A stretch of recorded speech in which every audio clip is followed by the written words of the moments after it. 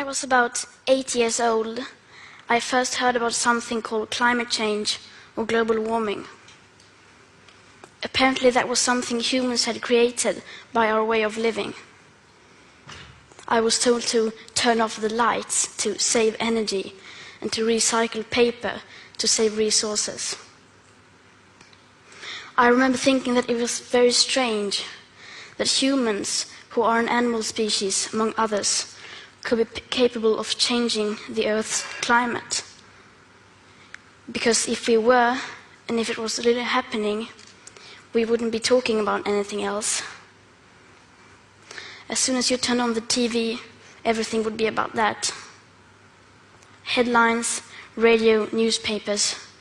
You would never read or hear about anything else, as if there was a world war going on. But no one ever talked about it. If burning fossil fuels was so bad that it threatened our very existence, how could we just continue like before? Why were there no restrictions? Why wasn't it made illegal? To me, that did not add up. It was too unreal. So when I was 11, I became ill. I fell into depression. I stopped talking, and I stopped eating. In 2 months, I lost about 10 kilos of weight. Later on, I was diagnosed with Asperger syndrome, OCD, and selective mutism. That basically means I only speak when I think it's necessary. Now was one of those moments.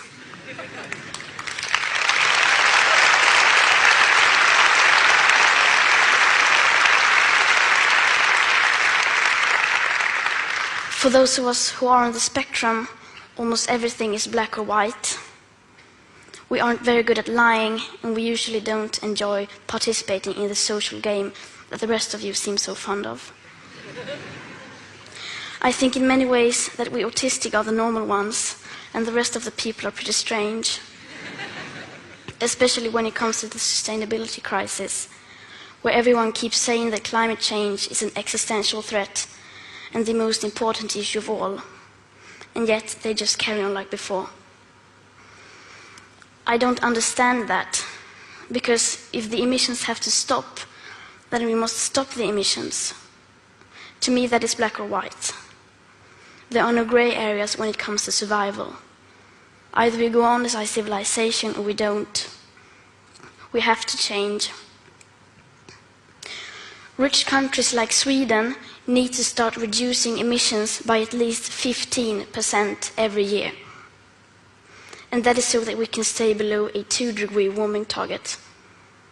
Yet, as the IPCC have recently demonstrated, aiming instead for 1.5 degrees Celsius would significantly reduce the climate impacts. But we can only imagine what that means for reducing emissions. You would think the media and every one of our leaders would be talking about nothing else, but they never even mention it.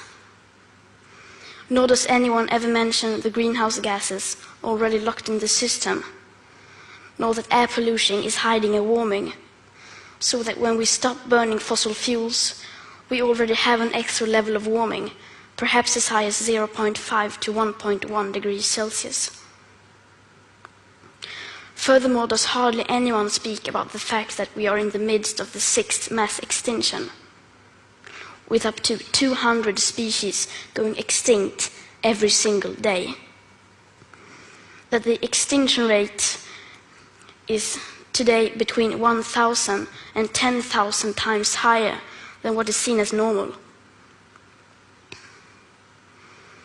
Nor does hardly anyone ever speak about the aspect of equity or climate justice, clearly stated everywhere in the Paris Agreement, which is absolutely necessary to make it work on a global scale. That means that rich countries need to get down to 0 emissions within 6 to 12 years with today's emission speed.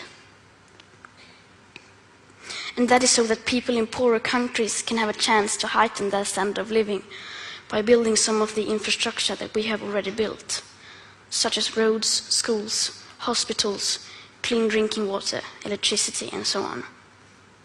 Because how can we expect countries like India or Nigeria to care about the climate crisis if we, who already have everything, don't care even a second about it or our actual commitments to the Paris Agreement? So, why are we not reducing our emissions? Why are they in fact still increasing? Are we knowingly causing a mass extinction? Are we evil? No, of course not. People keep doing what they do because the vast majority doesn't have a clue about the actual consequences of our everyday life. And they don't know the rapid changes required. We all think we know, and we all think everybody knows, but we don't. Because how could we?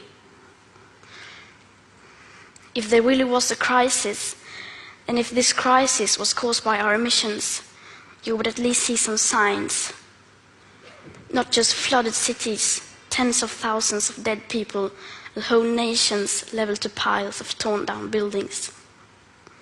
You would see some restrictions. But no. And no one talks about it.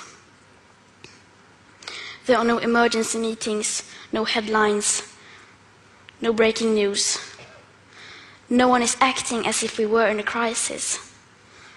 Even most climate scientists or green politicians keep on flying around the world, eating meat and dairy.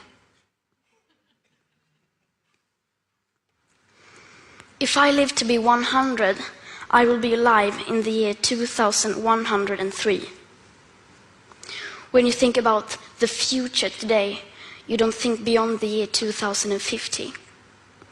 By then, I will, in the best case, not even have lived half of my life. What happens next? The year 2078, I will celebrate my 75th birthday. If I have children or grandchildren, maybe they will spend that day with me. Maybe they will ask me about you, the people who were around back in 2018. Maybe they will ask why you didn't do anything, while there still was time to act. What we do or don't do right now will affect my entire life and the lives of my children and grandchildren. What we do or don't do right now, me and my generation can't undo in the future. So when school started in August this year, I decided that this was enough. I sat myself down on the ground outside the Swedish parliament. I school-striked for the climate. Some people say that I should be in school instead. Some people say that I should study to become a climate scientist so that I can solve the climate crisis. But the climate crisis has already been solved. We already have all the facts and solutions. All we have to do is to wake up and change. And why should I be studying for a future that soon will be no more, when no one is doing anything whatsoever to save that future? And what is the point of learning facts within the school system, when the most important facts given by the final science of that same school system clearly means nothing to our politicians and our society? Some people say that Sweden is just a small country and that it doesn't matter what we do. But I think that if a few children can get headlines all over the world just by not going to school for a few weeks, imagine what we could all do together if we wanted to. Now we're almost at the end of my talk. And this is where people usually start talking about hope. Solar panels, wind power, circular economy, and so on. But I'm not going to do that.